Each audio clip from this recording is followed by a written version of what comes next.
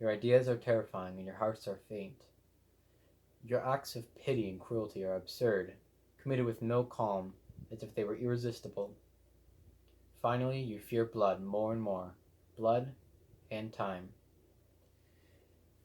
So begins Cormac McCarthy's crowning work, Blood Meridian.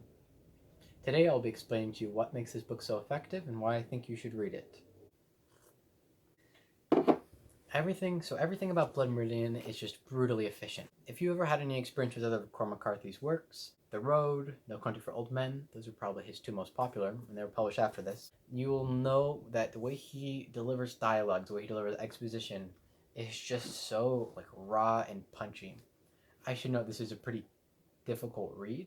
I enjoy challenging works, but I would say this one really pushed me to my limit in the best way possible.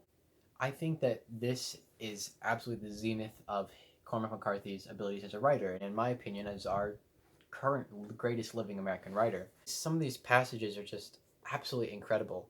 There's a sort of neutrality to the way in which he describes an environment. So he will take a stone and the sky and the mountains. Each little detail of an environment is treated with equal regard so as to create this just super rich environment. The prose are just phenomenal. I think that's the biggest selling point of this book. But what really stands out are the position of the two main characters, the kid and the judge. So the basic setup of the story is this unnamed boy, the kid, runs away from his family and joins a group of traveling scalp hunters in the 1850s Texas. This group is led by the judge, who's this bald, pale, hairless, it grew from Despicable Me. Um, his character is so fascinating. We're never really given any real answers into his background, but we're constantly developing new questions. He acts as kind of a supernatural force without ever breaking the full rules of this world. He's kind of sort of like a Grim Reaper figure, but in a super just original and just honestly just chilling way.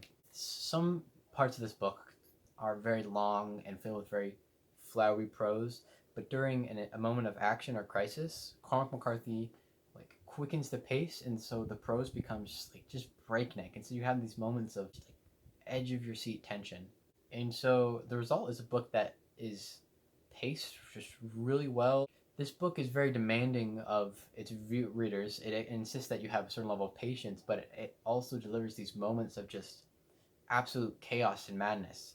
Um, I mean, some of the scenes in this book are just riveting, really.